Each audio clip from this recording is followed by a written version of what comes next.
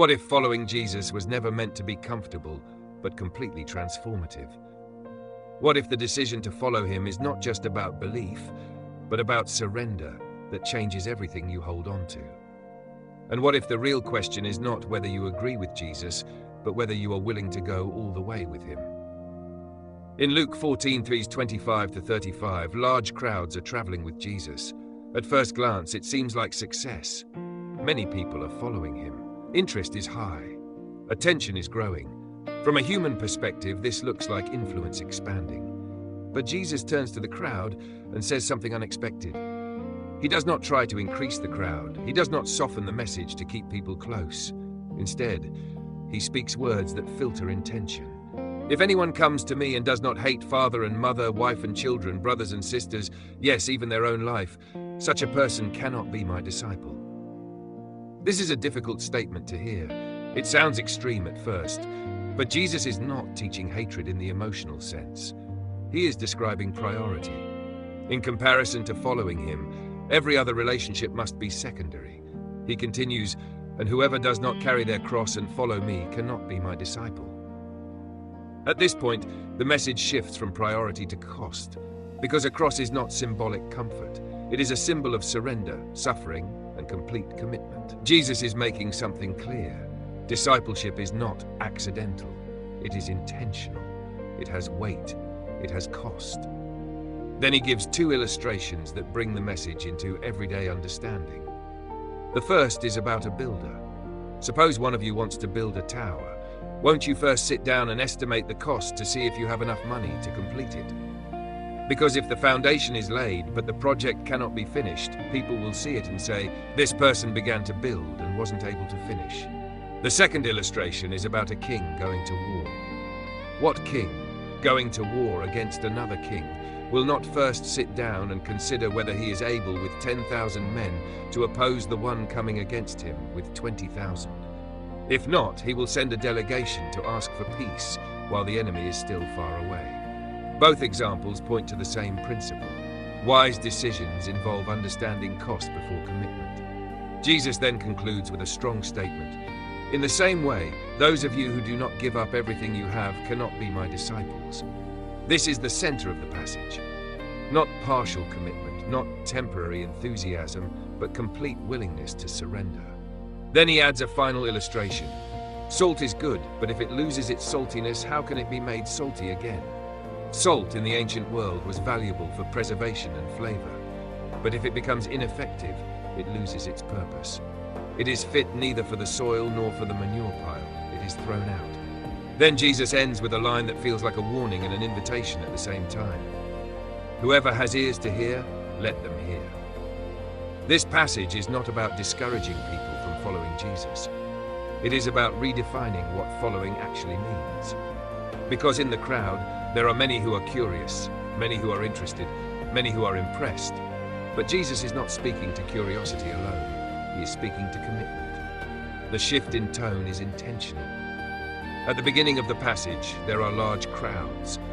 At the end, there is a challenge that narrows the definition of discipleship. This is important because it reveals something about how Jesus builds understanding. He does not base discipleship on popularity. He does not base it on emotional reaction. He does not base it on temporary enthusiasm. Instead, he defines it through cost, clarity, and commitment. The first statement about hating father and mother must be understood in the context of priority. Jesus is using strong language to emphasize comparison. The idea is not emotional rejection of family, but placing him above all other relationships in terms of ultimate loyalty. In many lives, identity is shaped by family, relationships, and personal connections. These are deeply important. But Jesus is saying that discipleship reorders every layer of identity, not by removing relationships, but by placing him at the center of all meaning. Then he introduces the idea of carrying a cross. In the historical context, a cross represented execution. It was not a symbol of comfort or decoration. It was a symbol of surrendering one's life completely. So when Jesus says to carry a cross, he is not speaking metaphorically about small inconveniences. He is describing a mindset of full surrender, a willingness to follow even when it is difficult, even when it costs something, even when it requires letting go. Then the two illustrations, the tower and the war, serve as practical reasoning. Both examples emphasize planning before commitment. A builder without calculation may leave a structure unfinished. A king without assessment may face unnecessary loss. Jesus uses these examples to show that discipleship should not be entered casually, because following him is not a temporary project, it is a life commitment. The builder represents personal projects and ambition. The king represents strategic decision-making and risk. Both highlight the importance of understanding what is required before starting something significant.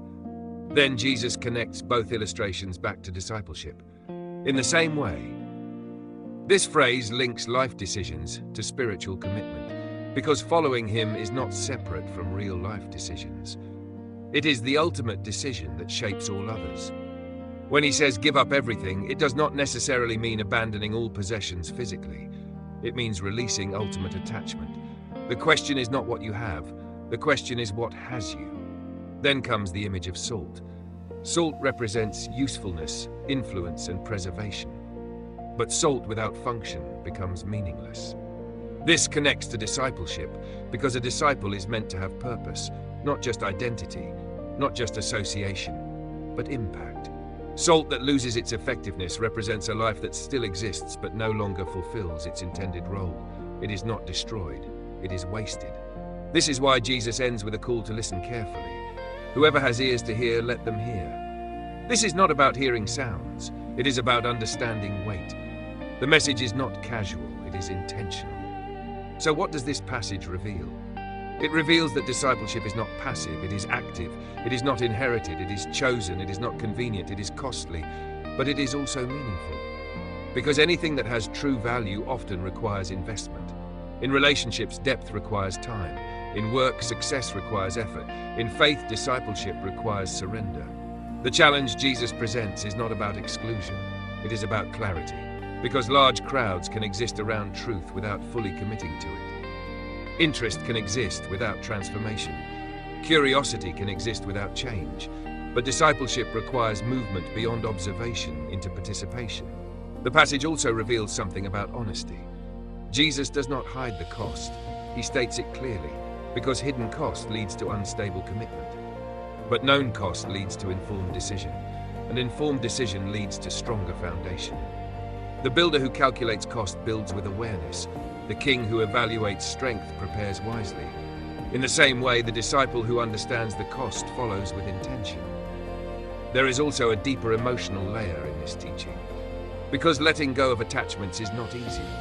Family, identity, possessions, and security all shape human life. But Jesus is not asking for emptiness. He is asking for reordering, not removal of meaning, but realignment of meaning. When he becomes central, everything else finds its proper place. Without that center, everything else becomes unstable. The final warning about salt is not rejection of people. It is reflection on usefulness. Because discipleship is not only about belonging, it is about impact. A disciple who loses direction may still exist within the environment of faith, but lose effectiveness in expression of it. That is why preservation of purpose matters.